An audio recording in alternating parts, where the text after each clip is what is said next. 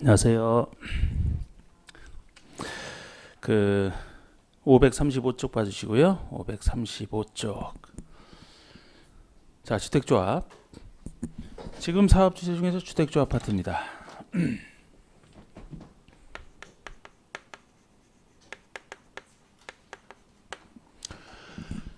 주택조합은 지역조합과 직장조합과 그리고 리모델링 조합 이렇게 셋으로 나눠집니다. 이렇게 셋으로 나눠집니다만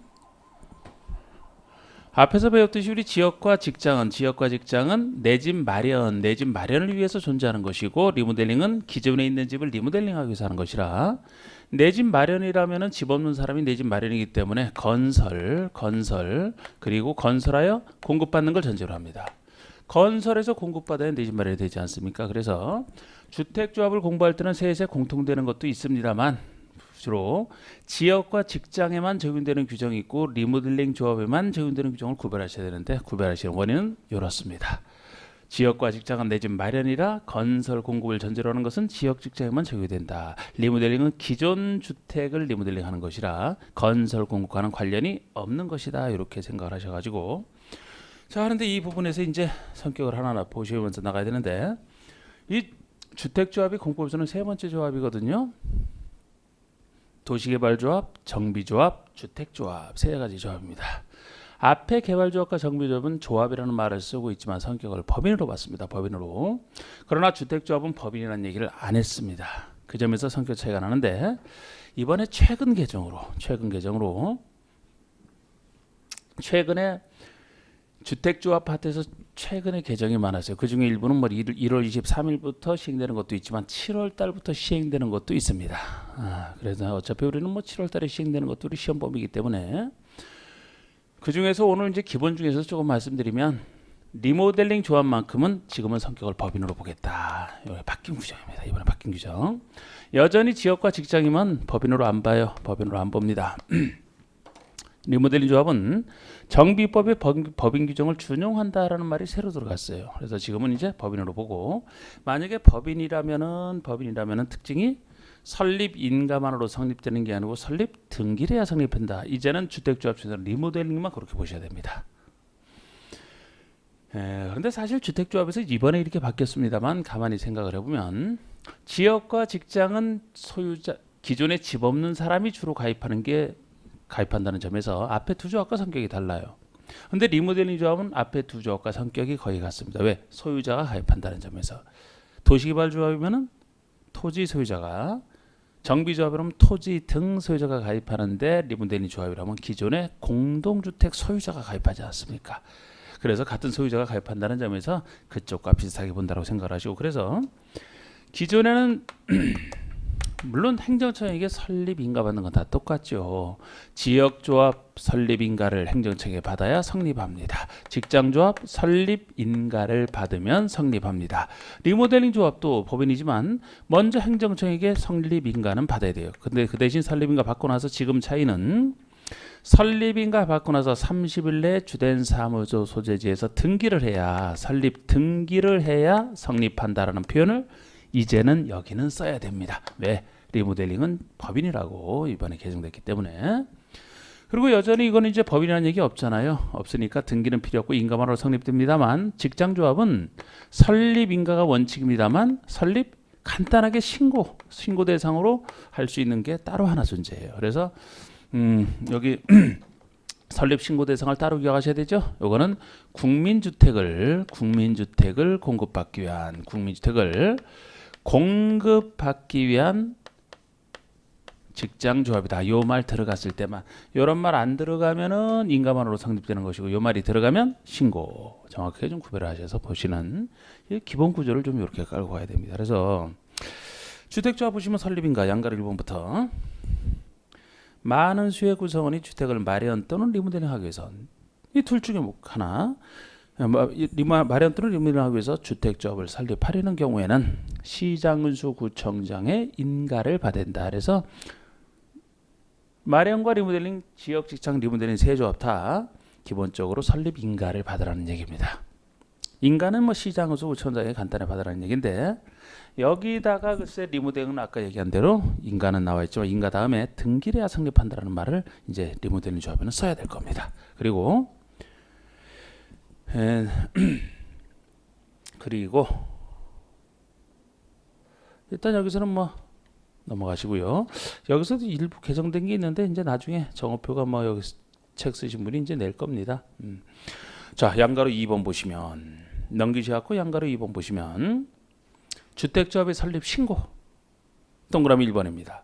이게 바로 제가 여기 써놨던 국민주택을 공급받기 위해서 직장조합을 설립하려는 자는 시장에서 신고하라. 여기 요 말이 붙으면 유리한 신고입니다. 요게 옛날에 이제 주택 공급이 어렵던 시절에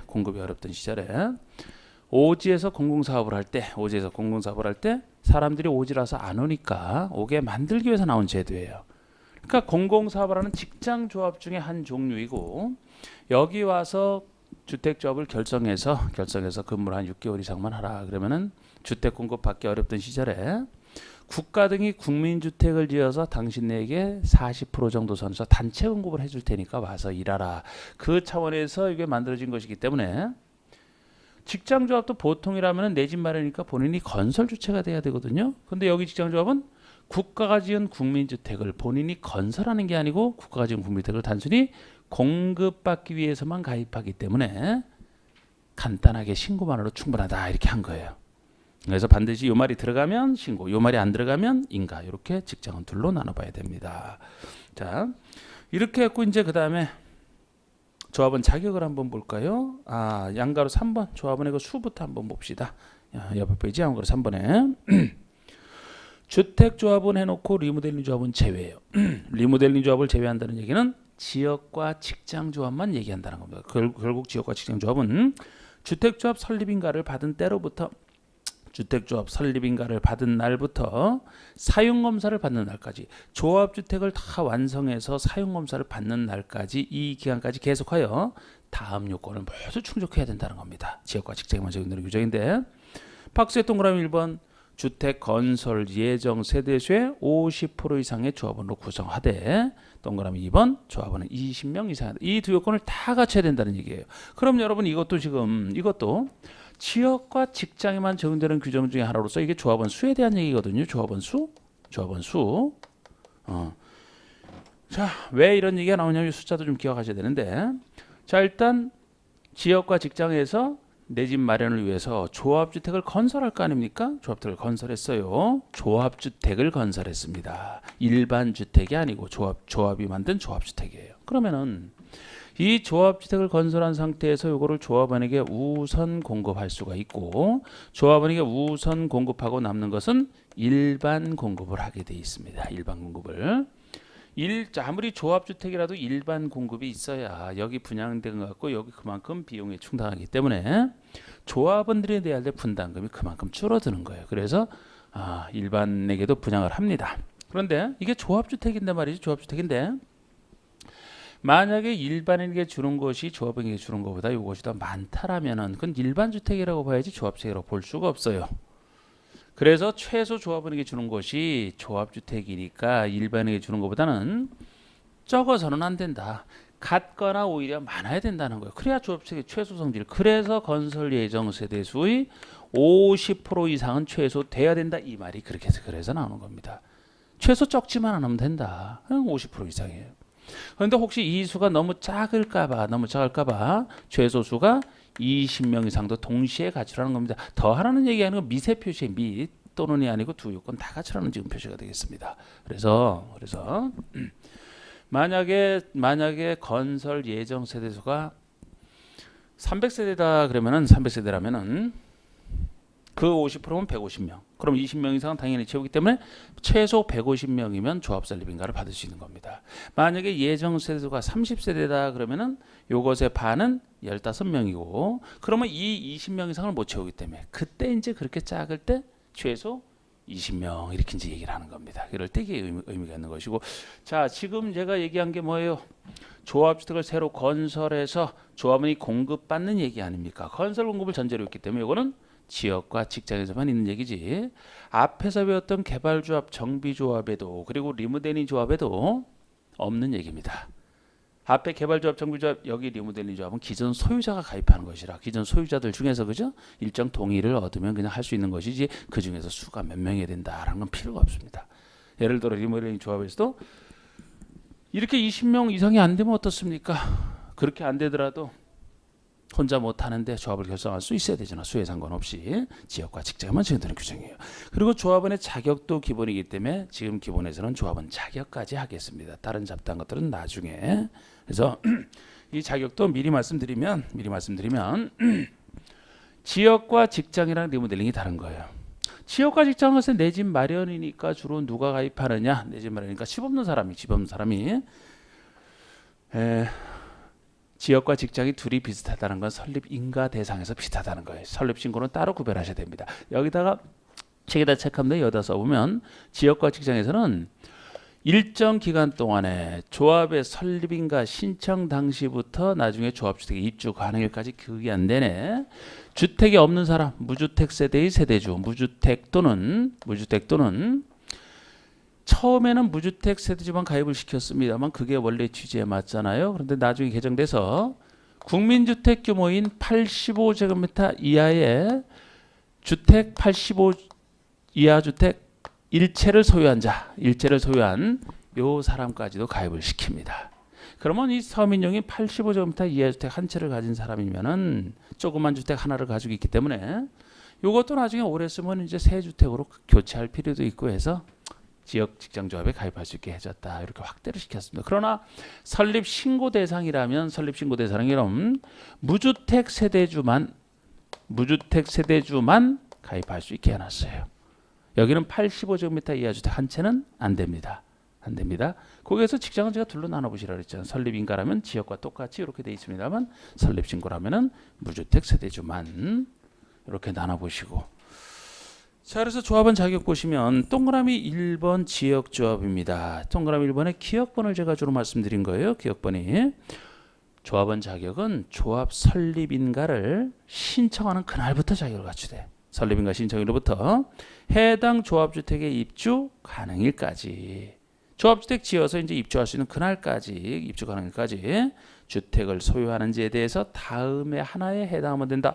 A번이 바로 무주택 세대주. 그 뭐 길게 돼 있지만 색깔 입힌 것만 보시면 세대원 전원이 주택을 소유하고 있지 아니한 세대. 이게 무주택 세대의 세대주. B번은 세대주를 포함한 세대원 중에 한 명에 한하여 전용면적 85제곱미터 이하 주택을 한 채 소유한 세대의 세대주. 그래서 합치면 무주택 또는 85제곱미터 이하 주택 한 채 소유한 세대주. 그리고 니은번이 6월 이상 거주 요건이라 해서 이거는 지역에만 있는 얘기입니다.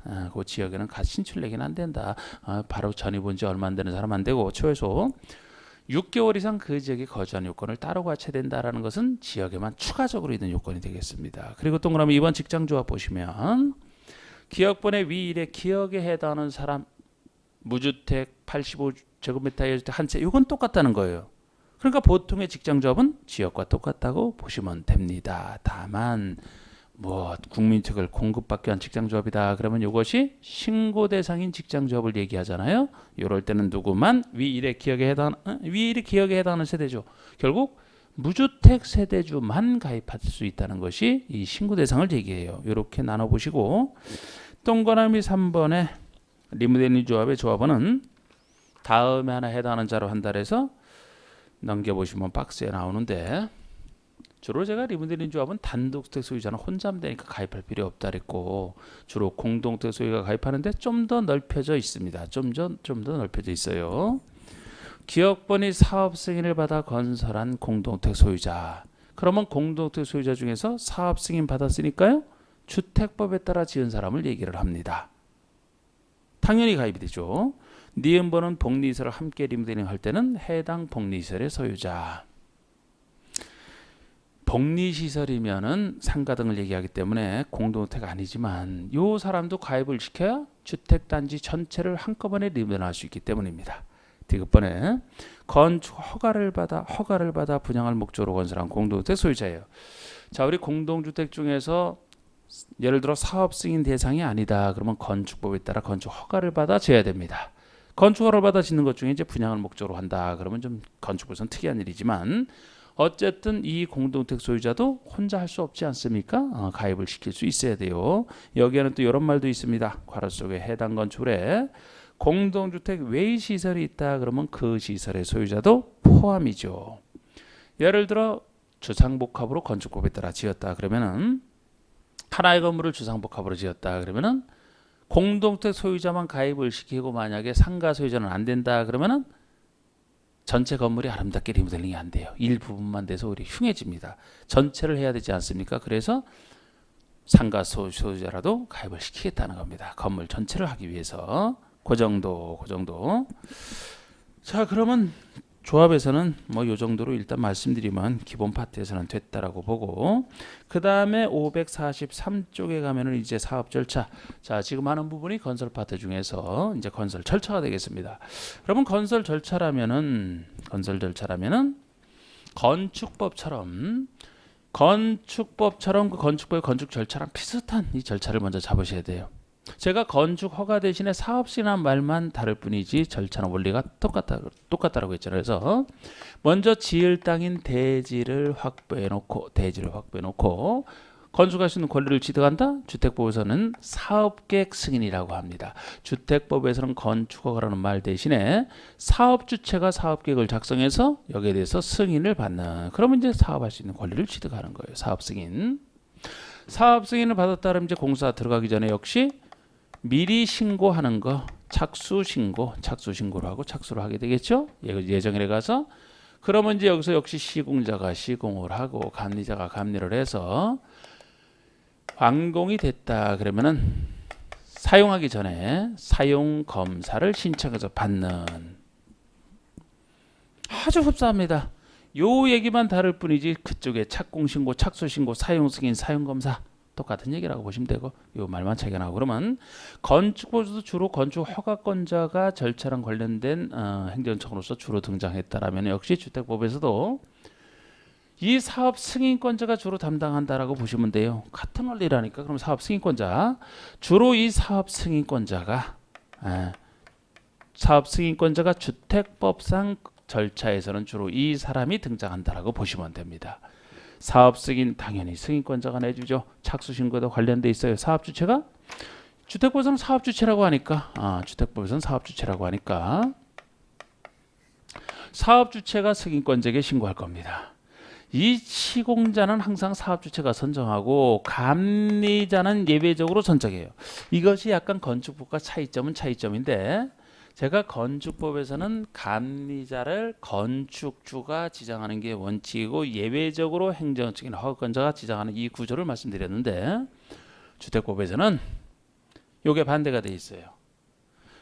승인권자가 지정하는 게 원칙입니다. 사업주체가 예외적으로 지정하게 돼 있어요. 왜 그러냐면 여기는 큰 사업을 다루고 있기 때문에 사업주체, 물론 감리비를 사업주체가 내죠. 사업주체 돈으로 합니다. 그렇지만 사업주가 직접 감리를 지정하게 되면 큰 사업인데 감리자는 사업주체 눈치를 볼 수밖에 없어서 감리 부실로 큰 사고로 이어질 수 있다고 보는 거예요. 그래서 건축과 달리 승인권자 행정청이 직접 나서서 감리자를 지정을 하고 예외적으로 이제 사업주체가 지정하게 되어 있습니다. 이렇게 구조가 다르고, 그런데 여기서 다 감리자마저도 승인권자가 나섰습니다만 사용검사만큼은 아니에요. 이건 오히려 특이합니다. 그래서 다른 건 다 행정청이라면 승인권자인데 이것만 아니다 그러면 그 부분이 특색이 되는 거예요. 여기 사용검사권자는 보통의 시장, 군수, 구청장, 뭐 예외적으로 국장으로부터 사업 승인 받은 경우 국장이 있을 수 있습니다만 보통은 시장, 군수, 구청장이 된다는 점에서 특이한 겁니다. 사업 승인권자는 건축허보다는 당연히 센 사람이죠. 시장소비자는 센 사람이 주로 하는데 사용검사만큼 지을 때까지가 대형 사업이라 좀 센 사람이 나섰지만 짓고 나서 사용검사는 건설이 아니고 사용할 수 있는지 검사만 하는 거 아닙니까? 요거를 무슨 뭐 특별시장, 광역시장 등이 하겠습니까? 시장소구청장 작은 사람이 한다는 거예요. 요것만 시장소구청장이, 나머지 절차는 다 승인권자인데, 그럼 이 승인권자가 누구를 얘기하느냐? 원칙적으로 사업 승인권자라면 이 대지 면적 크기에 따라서 지자체 중에서는 달라지거든요. 대지가 10만 제곱미터 이상이냐, 대지가 10만 제곱미터 미만 작느냐, 10만 이상 미만이에 따라서 10만 제곱미터 이상이라면 시도지사, 대도시 시장이 마치 도시군 관리기 결정권자, 원칙의 결정권자 같은 사람이 합니다. 10만 미만이라면 특별시장, 광역시장, 자치지자치도, 시장, 군수. 지금 이 구조가 10만 미만이면 도시군 관리기획으로 따질 때 이방권자, 10만 이상이면 결정권자. 그래서 거기 원리랑 비슷한 것이거든요. 이걸 분석을 해보면 일반적인 도 밑에 있는 시장 군수가 하느냐, 도지사가 하느냐, 여기서만 차이가 날 뿐이에요. 시도에서 시가 얘기하는 게 특별시, 광역시, 자치시 아닙니까? 자치도에서는 도지사가 포함되고 대도시사는 시장 속에 포함되기 때문에 특별시, 광역시, 자치시, 자치도, 대도시 이상에서는 결국 우리 도시군 관리계획에서도 본인이 이방 결정을 다 한다 그랬잖아요. 충분히 크기 때문에. 아직 작은 시장 군수가 혼자 하기 힘들다 그랬지. 그래서 그 구조랑 같은 겁니다. 10만 이상 미만 나눠놨지만 특별시에서 대도시까지는 대도시 이상이면은 결국 규모에 상관없이 그 행정청이 한다라고 보시면 돼. 차이가 나는 것은 도에서 도지사가 하느냐, 도 밑에 있는 대도시도 아니고 보통의 시장 군수가 하느냐. 10만 이상이면 도지사, 10만 미만은 시장 군수. 여기서만 차이가 날 뿐이에요. 마치 관리계획에서 시장 군수가 위반한 것을 도지사가 결정하듯이. 그래서 차이가 날 뿐입니다. 근데 이것보다도 그래서 예외적으로 국토교통부 나서는 거. 국장이면은 건축법에서는 아예 나올 수가 없죠. 건축 개별적인 건축에 대해서 뭐 국장이 나설 일이 뭐 있습니까? 그런데 여기는 큰 사업이다 보니까 국장이 나서는 경우도 있고, 이 국장이 사업 승인을 내주는 이 경우를 오히려 여기서는 요 복잡한 요거보단 잘 물어봐요. 그리고 요거는 이따 보시면은 왜 국장이 사업 승인을 내줄 수밖에 없는지 이해하시면 충분히 됩니다. 요게 좀 더 중요한데. 요게 이제 승인권자. 보세요. 시장에서 구청장보다는 더 그리고 또 센 사람이 많잖아. 그래서 오늘 이 절차에서도 역시 건축법처럼 사업 승인 대상이 무엇인지, 거기에 대한 승인권자 중에 이렇게 틀 잡고 국장이 하는 것이 무엇인지 요거를 중점적으로 봐주시고, 착수신고나 이런 거, 감리파트에서도 원칙과 예외 요 정도 좀 봐주시고, 사용권자 살짝 봐주시고, 이런 선에서 끝낼 거예요. 요거를 중점적으로 보고, 뭐 언제까지 착수하라 뭐 이런 것들은 이제 나중에 살붙이면 되고, 기본부터 봐드리겠습니다. 요렇게 틀을 잡으시고요. 자, 그러면 1번의 사업 승인 대상을 이제 543쪽의 사업 승인 대상을 봐주시면, 단독은 30호, 공동은 30세대 이상의 주택 건설 사업을 시행하려는 자, 또는 1만 제곱미터 이상의 대지 조성 사업을 시행하려는 자는 사업계획 승인을 받아야 된다. 이게 원칙적인 사업 승인 대상을 얘기해요. 제가 제일 처음에 썼던 주택법 처음 시작할 때 주택법이 적용되는 사업으로서 처음에 적어놨던 거. 우리 앞에서 저번 시간에 배웠던 등록사업자 등록대상과는 다른 사업 1회당 규모로서 주택건설 사업이다. 단독은 30호, 공동은 30대, 대지는 만 이상. 등록사업자 할 때는 20세대였고 또 연간을 따졌잖아. 1년 동안에. 등록 대상 할 때는. 이거는 사업 1회당 규모입니다. 자, 한번 넘겨보세요. 좀 더 정확해 보시면, 지금 원칙만 써놨지 좀 더 정확하게 보시면 544쪽에 참고에 원칙과 예외까지 나와 있어요. 사업 승인 대상이. 그래서 지금 또 참고의 그 1번에 단독주택 건설 사업이다. 그러면 원칙은 아까 나와 있고 여기 예외를 따로 적어놨네. 그냥 원래 단독이 30호 이상부터 사업 승인 받는 건데 50호 이상부터 받는 예외가 존재해요. 공동은 30세대 이상부터가 원칙인데 50세대 이상부터 사업 승인 받는 예외가 존재하고 예외를 적어놨습니다. 그런데 이 예외 인정된다는 건 그만큼 좋은 거예요. 사업주체 입장에서는 좋은 겁니다. 예를 들어 지금 여기서 1번에 단독주택은 50호 이상부터 따지는 것이 두 가지가 있잖아요. 공공사업에 따라 조성된 용지, 공공택지를 개별 필지로 구분하지 않고 일단의 토지를 한꺼번에 토지로 공급받아 해당 거기에 건설한 단독이라면 50호 이상인데, 나중에 좀 더 보시더라도 특히 한옥이라면, 그 다음에 나오는 한옥이라면 특히 50호 이상. 자, 우리 한옥 50호 이상부터 사업 승인 받으라는 게 왜 좋은 거냐면은, 만약에 여러분들이 단독주택을 40호를 한꺼번에 지으려고 한다 그러면은 단독주택은 30호 이상부터 받으라고 했죠? 그러니까 40%를 짓겠다 그러면은 사업승인을 받아야 되죠. 사업승인을 받아야 됩니다만 한옥을 만약에 40%를 짓는다 생각을 해봐요. 그러면은 사업승인을 받을 필요가 없잖아요. 한옥은 50% 이상부터 받아야 되니까. 그러니까 30%에 대한 예외 50%가 그만큼 혜택이에요. 그러면 50%부터 받으니까 49호까지는 여기 주택법에 따라 안 짓고 건축법에 따라 건축 허가를 받아 지으면 된다는 얘기가 되잖아. 더 간단한 절차죠, 그게. 그래서 이런 게 혜택이 되는 겁니다. 하여튼 이 두 가지가 그 첫 번째 그 공공사업에 따라 조성되는 용지를 공공택지를 일단적으로 공급받는 경우에도 이 공공택지를 공급하는 공공사업을 한 자를 도와주는 규정이에요, 이게. 그러면 요거를 이제 일단의 투지로 한꺼번에 줘서 거기다 단독주택 때는 50% 이상부터 지으면 되니까 공공택지를 공급하는 사람 입장에서는 공급이 더 쉬워지죠.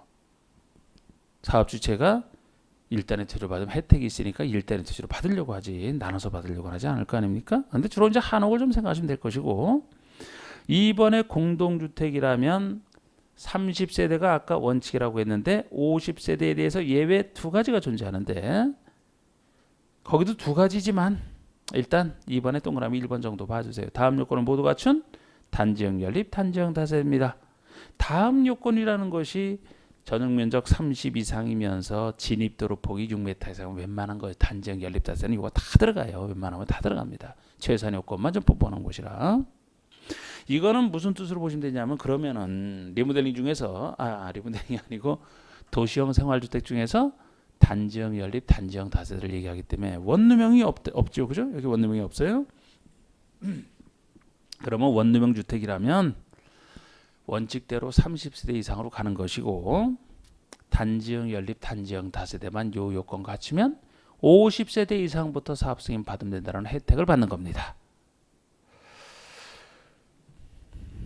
도시형 생활주택 중에서는 원룸형이 그전부터 인기가 있어 왔고 단지형 연립 단지형 다세대는 인기가 없었어요. 그래서 인기 없는 단지형 연립 단지형 다세대의 활성화를 위해서 이런 혜택을 나중에 줬다 생각하시면 됩니다. 이게 혜택이니까. 네. 이왕 하는 거 동그라미 2번도 이왕 하는 거 해드릴게요. 동그라미 2번. 요거는 정비법상 정비구역에서 주거환경 개선사업 할 때인데, 이 주거환경 개선사업도 괄호 속에 23조 1항 1호에 해당하는 방법으로 시행하는 경우만 해당한다. 아이고, 23조 1항 1호가 어느 방법인지를 얘기를 해줘야죠. 요게 제가 소위 반쪽짜리 방법이라고 했던 게 이 방법이에요. 반쪽짜리 방법으로 시행하기 위해서 건설하는 공동택을 얘기합니다. 그러니까 우리 정비사업 중에서도 주거환경 개선 사업을 반쪽짜리로 한다 그러면은 시행자가 정비기반설 등만 손대주고 주택은 손대지 않는다 그랬죠? 그러면 시행자가 하는 게 제가 정비사업이고 주택은 소유자가 직접 하는 건 정비사업 아니라고 했잖아. 거기서 짓는 공동택을 얘기합니다. 원래 정비사업이면 정비법에 따라 통제를 받는데 유일하게 반쪽짜리로 하게 되면은 주택은 시행자가 손대는 게 아니기 때문에 거기서 짓는 공동주택으로만 주택법에 따라 지어라 이런 얘기가 되는 거예요. 이건 정비법이 적용될 일이 아니라서 이렇습니다. 이렇게. 자, 사업 승인권자를 보세요. 사업 승인권자를 보시면 원칙이 대지면적이 10만 이상이냐 미만이냐. 기업번이 10만 이상이면은 특별시장, 광역시장, 자치시장, 도지사, 자치도지사, 여기를 시도지사라고 하잖아. 줄여서. 그리고 대도시장, 시도지사 대도시장입니다. 10만 그 아래 미만이면은 특광, 자치자치도 시장은수가 돼요. 그래서 도지사나 시장은수 여기서만 차이가 나지 대도시 이상은 그 사람이 다 하는 것 똑같습니다. 이렇게 구조를 분석하고, 거기서도 특례인 그 아래 2번 국장이 지정권을 행사하는 경우, 요 경우를 잘 구별하셔야 돼요. 자, 첫 번째가 국가 및 한국토지주택공사가 시행할 때입니다. 자, 요거는 규모에 상관없이 요건 이해를 하셔야 되는데, 국가가 만약에 사업 주체가 된다 그러면은 전국을 대상으로 사업을 해야 되잖아요. 토지주택공사도 전국을 대상으로 사업을 해야 됩니다. 전국을 대상으로 해야 되기 때문에 각각 규모에 따라서 지방행정청에게 받게 되면 불편하다고 보는 거예요. 어차피 전국을 대상으로 사업을 해야 되기 때문에 국장에 받으면 편하다고 보는 겁니다. 국가나 토지주택공사가 해야 되니까. 그러면 공공 중에서 뭐는 빠졌느냐? 지자체와 지방공사는 빠졌다는 걸 1번을 통해서 하셔야 돼요. 지자체나 지방공사일 때는 없습니다. 아니 지자체나 지방공사가 만약에 직접 사업주체로 사업을 한다면은 그 지방에서만 할 거 아닙니까? 그 지방에서만 하지 전국 다니면서 해서는 안 되잖아요. 그러니까 지자체 장애계 받는 게 편하죠. 그런 경우라면. 여기는 국가나 토지주택공사라면 전국을 대서 여기서는 어느 지방만 해주면 오히려 이거 불평등으로 차별한다고 뭐라 그러죠. 그래서 국가란 토지주택공사는 전국을 대상으로 사업을 하기 때문에 이 사람들이 한다면 규모에 상관없이 국장에게 받는다 이렇게 보시면 돼요. 그러면 니은번은 누가 하든지 상관없이 사업체가 누구든지 상관없이 규모가 크니까 이거는 국장이다 이렇게 보시면 돼요. 330만, 100만 평 우리 공법에서 제일 큰 숫자로 따지는 게 330만 제곱미터 아닙니까? 330만 제곱미터 이상 규모로 택지개발 사업이나 도시개발 사업을 추진하는 지역 중 국장이 지정고시하는 지역에서 사업할 때 그러니까 택지개발 사업이나 도시개발 사업을 하는데 이거 대규모 330만 이상 이런 큰 택지개발 사업, 도시개발 사업을 한다. 그곳에서 국장이 지정고시하는 지역 안에서 혹시 공동택을 짓는다. 그러면은 국장이 받으라는 거예요. 또 하나가 디귿번인데 수도권 또는 광역시 지역에 긴급한 주택난 해소가 필요하거나 아니 수도권 등에 긴급한 주택난 해소가 필요하다면 긴급한 경우는 항상 예외라고 했잖아요. 긴급한 경우니까 예외라고 했잖아. 국장. 또 하나는 지역 균형 개발이나 광역적 차원의 조정이 필요하다. 이런 얘기가 나와도 지역 균형 개발에서 필요하다? 아니면 광역적 차원의 조정이 필요하다는 얘기는 해당 지자체 장들끼리 협의가 안 되니까 조정이 필요할 거 아닙니까? 그리고 지역 균형 개발 신경 쓰는 것도 국가 차원에서 해야 되고 이런 경우는 다 국가 차원에서 하는 것을 지금 얘기하는 거예요. 그러니까 국장이 나서는 것도 당연히 이해를 하셔야 됩니다. 규모에 상관없이 이 정도예요. 기억, 니은, 디귿 이 세 가지 틀로 보시면 됩니다. 리을번도 있는데 리을번은 아까 기억번처럼 비슷하게 봐주시면 되는 것이라 리을번 같은 경우는 다음의 자가 A, B, C, D 국가부터 지방호사까지 공공에 해당하는 자가 단독 또는 공동으로 총지분의 50%를 초과해 출자한 위탁관리 부동산 투자 회사가 그것도 이 위탁관리 부동산 투자 회사도 해당 부동산 투자 회사의 자산관리 회사가 토지주택공사인 경우만 해당한다가 항상 붙어 있고요. 요 사람이 공공주택 건설 사업을 할 때입니다. 그러니까 위탁관리 부동산 투자 회사는 보통 민간 회사인데 공공에 해당하는 자가 50%를 넘어서 출자를 했다는 겁니다. 그러면은 이 자체로 공공 성격이 있는 것이고 공공 성격이 있다 보니까 이 사람이 공공주택 건설 사업을 한다. 공공을 위한 공공주택 건설 사업을 한다. 그러면은 마치 토지주택공사는 아니지만 토지주택공사처럼 전국을 대상으로 사업을 해야 돼요. 이런 공공적 성격을 가지고 있고 공공주택 건설 사업을 하는데 어느 지방에만 해주면 안 되지 않습니까? 그래서 이런 얘기가 앞으로 주택법에서 나올 때마다 공공이 50%를 초과해 출자한 부동산 투자회사 이런 얘기 나올 때마다 공공사업체 중에서도 토지주택공사처럼 봐주시면 돼요. LH공사처럼 기억번처럼 앞으로 나올 때마다 이것도 자산관리회사가 토지주택공사인 경우만 해당이 되잖아. 이 요건을 갖추면 앞으로 나올 때마다 자 요렇게 봐주시고요. 그 다음에는 지금 제가 중요하게 보려고 했던 게 지금 봤던 부분입니다. 제가 봤던 부분이고 그러면은 이제 또 뭐 넘겨보시고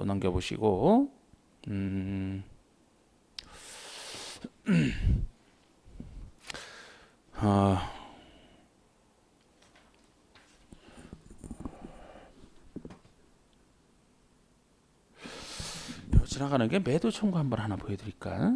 547쪽에 7번 547쪽에 7번 대지 소유권 확보와 관련해서 이것도 건축법에 비슷한 부분이 나왔습니다만 제가 기본에서 안 보여드렸던 건데 여기서 매도 청구라는 개념을 한번 보여드려야 될 것 같아요. 그래서 사업 승인을 받으려는 자는 해당 대지의 소유권을 확보하라 이겁니다. 여러분 사업 승인을 받으려는 자는 그 전에 대지에 대한 소유권을 확보하는 거예요. 그런데 반드시 소유권이 원칙이지만 소유권만 있어야 되는 건 아닙니다. 사용권만 가지고도 괜찮잖아요. 그죠? 그래서 예외 다만 다음에 하나에 해당하는 경우는 그러하지 아니하다. 그래서 소유권 확보 없이도 할 수 있는 경우가 있는데 넘겨보시면 어느 때 소유권 확보 없이도 가능하냐? 기억번 보시면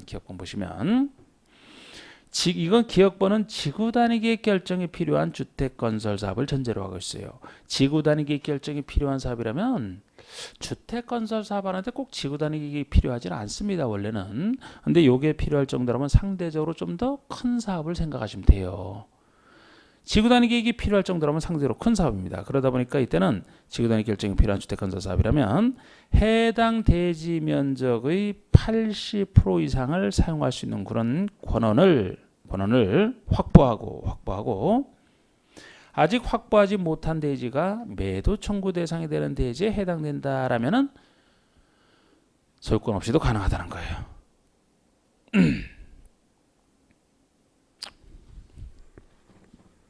이게 좀 특이한 겁니다. 일단 그건 니은번도 있거든요. 니은번도 살짝 보시면은 사업 주체가 대지 소유권을 확보하지 못해서는 그 대지를 사용할 수 있는 권한. 이 사용할 수 있는 권한을 확보했다는 건 100% 사용권을 얘기하거든요. 그리고 디귿번에 공공사업주체가 사업한다. 공공사업주체가 한다면 공공은 항상 믿어주기 때문에 대지 소유권 확보 없어도 나중에 잘 하겠죠. 소유권 확보 없이도 믿어주겠다는 겁니다. 그런데 기억번이 왜 특이하냐면은 사용권이라도 니은번처럼 100% 사용권을 원래 얘기해야 되는데 기억번은 지구 단위계 결정이 필요한 상대적으로 큰 사업이다 보니까 100% 사용권도 힘들지 않느냐. 80% 이상 사용권만 확보하고 있으면 100%가 아니더라도 소유권 확보 없이 사업 승인 가능하다라고 보는 거예요. 자, 그럼 한번 지금 여기랑 관련해서만 나오는 얘기입니다. 여기 보세요. 여기 보시면 지금 대지에 대해서 일단 80% 이상 사용권 가지고 확보한 상태에서 사업 승인을 신청할 수 있다 그랬잖아. 예? 기억번만 의미가 있는 거예요. 여기서는. 그래서 사업 승인을 받았다 칩시다. 사업 승인을 받았다라면은 이제 사업 승인 받고 나서는 착수 신고를 하고 착수를 해야 되는데 착수하기 전까지는 아직 확보하지 못한 것을 확보를 해야 공사를 할 수 있는 거예요. 전체 확보 없이 사업 승인을 일단 신청해서 받았지만 사업 승인 받고 나서 공사 들어가기 위해서는 나머지를 확보해야지. 남의 땅에 어떻게 공사를 합니까? 그래서 나머지를 확보해야 되는데 나머지 확보랑 관련해서 매도 청구가 인정되는 거예요. 그래서 제가 매도 청구 말씀을 드리려고 하는 것이라 아까 그 기억번과 관련해서만 이제 매도 청구는 나오는 겁니다. 근데 보통 확보하지 못한 자의 그 땅에 대해서 확보하려고 사업체가 당신 거 내가 사겠습니다. 그러면 그 사람이 버틴단 말이에요. 대부분. 내가 끝까지 안 팔게 되면은 당신 사업주처럼 계속 사업을 못하는 거 아니냐. 사업이 지연될수록 당신은 계속 손해일 것이고 그러면 나한테 좀 더 줘야지. 내가 안 팔면 계속 손해인데 이렇게 버티는 사람들이 있기 때문에 사업주가 일정한 경우는 이제 그 사람에게 버티는 사람에게 당신 물건을 시가로 나에게 팔아라. 매도 청구라는 게 청구하는 사람이 상대방에게 당신 물건을 매도할 것을 팔 것을 청구하는 게 매도 청구라고 했잖아요. 내가 사겠다는 겁니다. 몇 배 달라고 버티는 사람에게 시가로 팔아라 이렇게 매도 청구를 통해서 그 문제를 해결하는 일종의 알박기에 대한 대책이죠. 그래서 그 8번에 이제 매도 청구 나오지 않습니까? 자, 이렇게 동그라미 2번에 기억본 보시면 사업 승인을 받은 사업주체는 다음에 따라 일단 사업 승인 받았잖아. 받고 나서 다음에 따라 해당 대지 중에 사용할 수 있는 권한을 확보하지 못한 대지 건축물 소유자에게 아직 사용권을 확보하지 못한 대지나 건축물 소유자에게 대지 소유자도 그렇고 건축물도 매도 청구를 통해서 취득을 해야 없애버릴 거 아닙니까? 그래서 대지나 건축물 포함해서 확보하지 못한 소유자에게 그 대지를 시가로 매도할 것을 청구하다. 감정가격 이런 거 아닙니다. 원래 몇 배 받으려고 버티는 사람이기 때문에 매도 청구는 항상 시가로 보시면 돼요. 시가. 그리고 이 경우 매도 청구 대상이 되는 토지 소유, 대지 소유자 매도 청구를 하기 전에 최소 3개월 이상 협의해보고 이 매도 청구가 소유자 입장에서는 참 무서운 겁니다. 그렇기 때문에 함부로 행사해서는 안 돼요.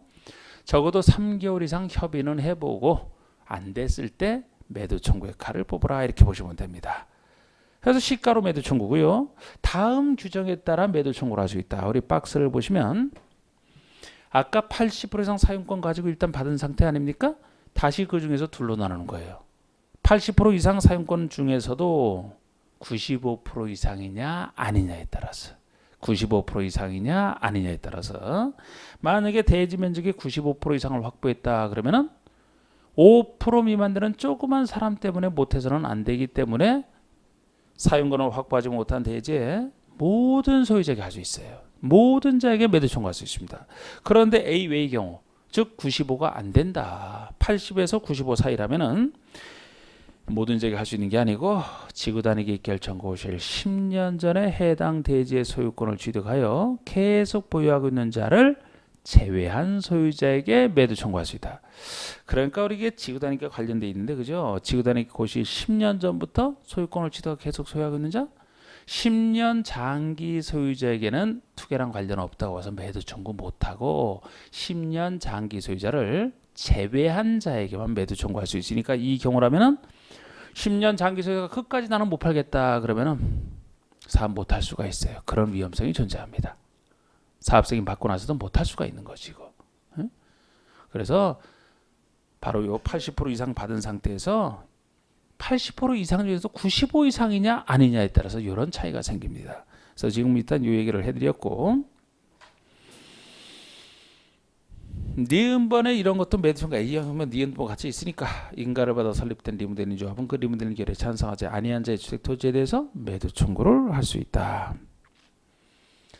리모델링 조합도 매도 청구는 가능해야 돼요. 우리 리모델링 조합이 나중에 리모델링 허가 신청할 때 일정 동의를 받아야만 리모델링을 할 수 있는데, 그 리모델링 결의에 반대한 자가 있으면 그 자의 주택이나 토지에 대해서도 매도 청구를 할 수 있어야 소유권을 확보할 수 있고, 소유권을 확보해야 전체에 대해서 리모델링을 할 수가 있죠. 그래서 이것도 매도 청구로 인정합니다. 지금 매도 청구 5가지 중에 한 2가지 지금 배우신 거예요. 매도 청구 개념을 통해서 이 정도만 일단 해드렸습니다.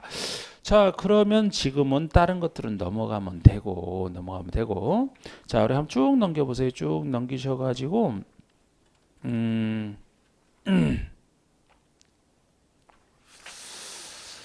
쭉 넘기세요. 감리 파트 557조. 예.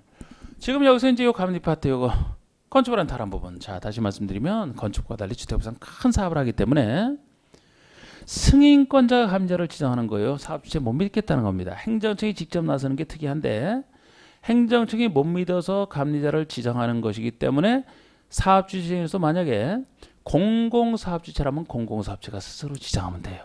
공공은 믿어주기 때문에. 그리고 또 도시형 생활주택은 혜택 준다라고 했던 말 기억나시나요?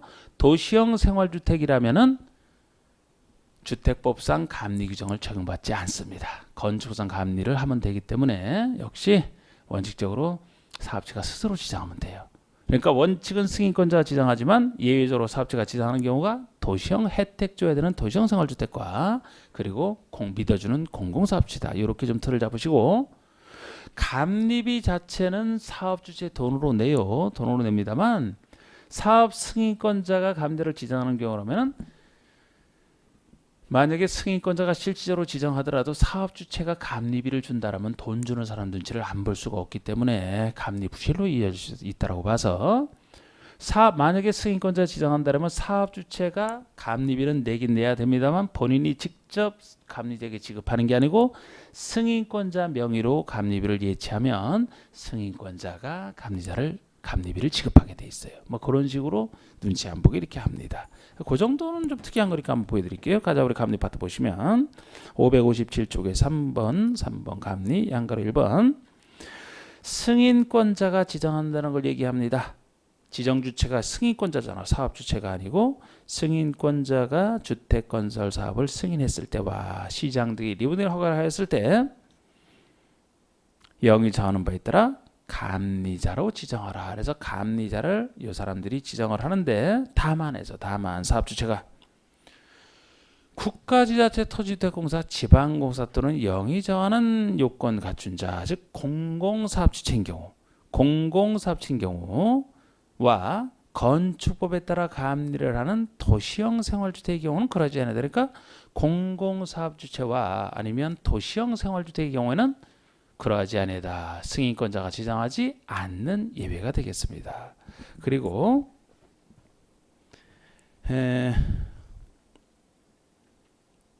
그 감리비 얘기는 옆에 페이지에 맨 위에 동그라미 5번 있지 않습니까? 옆에 페이지에 동그라미 5번, 사업체는 위 1의 3의 계약에 따른 감리비를 사업 승인권자에게 예치해야 된다.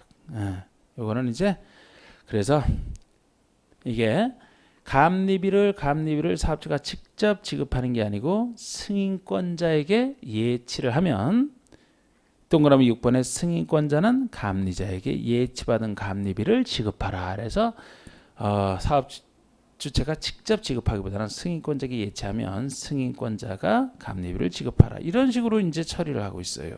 예. 눈치 안 보도록 그 정도만 보여드렸습니다. 그리고 사용검사요? 넘겨보세요. 560쪽에 4번에 사용검사 보시면 자, 사업주체가 다 완료하고 받는 거 아닙니까? 사업체는 사업 승인을 받아 시행하는 사업을 완료한 경우는 주택이나 대지에 대해서 시장운수 구청장의 사용검사를 받아라. 그래서 사용검사권자만큼은 사업 승인권자가 아니고 시장운수 구청장 작은 사람이 된다. 요것만 특이하다 그랬잖아. 아까 그림상. 이것도 괄호 쪽 얘기는 결국 국장으로부터 사업 승인 받은 경우만 국장에게 사용검사 받아라. 국장에게 다 몰아서 받아라 하는 얘기일 뿐이고요.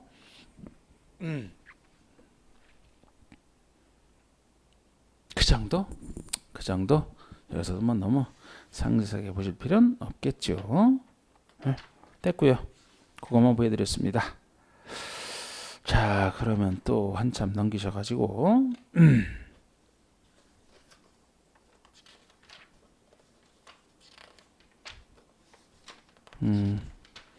569쪽 보시면 569쪽에 이제 05번에 작은 파트가 나옵니다. 자, 지금 제가 주택조합을 통해서 사업 주체를 이제 다 끝냈고 사업 절차를 끝냈으면 건설 파트에서는 작은 파트가 남아 있어요.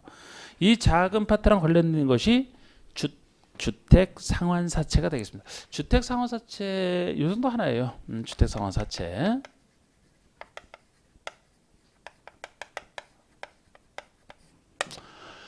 자, 이것이 민영주택의 재원이 되는 걸 얘기합니다. 민영주택의 재원이 되는 걸 얘기해요.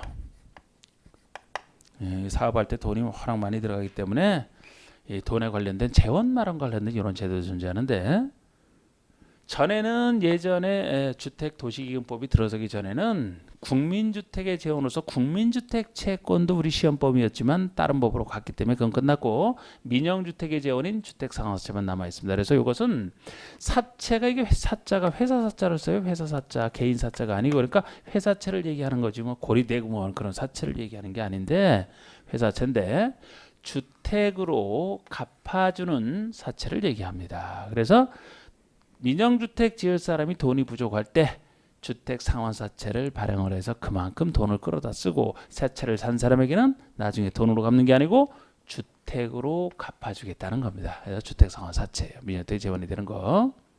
그래서 주택 하나 값에 해당 큰 채권이기 때문에 우리 큰 채권의 공통점 우리 도시개발법에서 토지나 건축으로 상환하는 토지상환 채권 그거랑 비슷한 특징이 있어요. 큰 채권. 주택 하나 값 아닙니까? 큰 채권의 공통점인 민간인이 발행할 때는 항상 보증을 받아야만 된다. 채권자 이름이 표시되어 있는 기명식으로 발행한다. 이런 건 다 똑같습니다. 근데 여기만의 특징은 이걸 누가 발행하느냐는 하는 건데 민영주택의 재원이라 공공과 민간 중에서 이걸 주로 공급하는 사람들. 한국토지주택공사 토지주택공사와 등록사업자 이 두 사람만 발행권자예요. 토지주택공사가 등록사업자만. 사실 공공 중에서 이게 민영주택 재원이라고 했잖아요. 그래서 공공 중에서 국민주택 규모를 넘는 민영주택을 사실상 짓는 사람은 토지주택공사, LH공사밖에 없어요. 국가지자체나 지방공사는 주로 이런 거 사실상 안 짓습니다. 그래서 LH 아파트 중에서 80원 넘는 게 민영주택 아닙니까? 그래서 토지주택공사에게 권한을 주면 됐고 민간인 중에서는 등록사업자. 어차피 다른 민간인은 혼자 할 때는 등록을 해야만 되고 그럼 등록사업자로서 등록사업자랑 같이 할 때는 등록사업자 일을 맡기기 때문에 결국 민간에서는 등록사업자 민간 전문가인 등록사업자에게만 인정합니다. 이 등록사업자도 사채를 발행할 때는 좀 더 대단한 요건을 따로 갖춰야 됩니다. 공공과 민간에서 한 사람씩 발행할 수 있는데 아까 얘기했듯이 등록사업자는 민간인이기 때문에 뭐 보증을 받아야만 발행한다 하는 것은 여기에 대한 차별이죠. 토지주택공사는 보증받을 필요 없잖아. 예. 그리고 아까 뭐 김영식 증권으로 발행하고 이런 얘기들만 잡으면 됩니다. 그래서 발행자 보시면 발행자를 잘 보셔야 돼요. 한국토지주택공사와 등록사업자는 토지주택공사, 등록사 두 사람만 주택으로 상환하는 주택상환사채를 발행할 수 있고요. 그 중에서도 민간 출신인 2번에 등록사업자 발행 요건이 나오죠. 등록사업자만 일정한 기준에 맞고 그 기준에 맞아야 돼요. 그리고 금융기관 등에 보증을 받은 경우에만 발행할 수 있다. 이게 등록사업자에 대한 차별이에요. 보증을 받아야만 발행할 수 있다. 그리고 넘겨보시면 양가로 3번의 발행 방법에서 주택상환사채는 액면 할인이 있지만 나 김영식 증권 찾아봤는데 그게 나중에 어디 김영식 증권으로 발행한다는 게 어디 있나요? 보통의 발행 방법에서 나올 텐데 뭐 대단한 건 아니지만 글쎄 6번에 있네. 양가로 6번에 동그라미 2번 발행 조건에 있네요. 주택상환채는 김영증권으로 한다. 이거는 토지상환채권과 똑같습니다. 큰 채권 공통점. 그 정도. 네. 그리고 여러분 예를 들어 양가로 7번처럼 등록사업자의 등록이 말소된 경우에도 등록사업자가 발행한 주택상환사채 효력에는 영향을 미치지 않는다. 이게 아까 보증과 관련돼 있거든요. 채권을 발행하고 나서 등록사업자의 등록이 말소가 됐다. 그럼 원래는 그가 발행한 채권은 무효가 돼야 돼요. 그러나 효력에 영향을 미치지 않는다. 유효하다는 겁니다. 왜? 이때 보증한 사람이 책임지면 되기 때문에 그런 얘기까지 있어요. 자, 그러면은 작은 파트도 일단 이 정도로 됐고 10분 쉰 다음에 공급 파트 들어가겠습니다.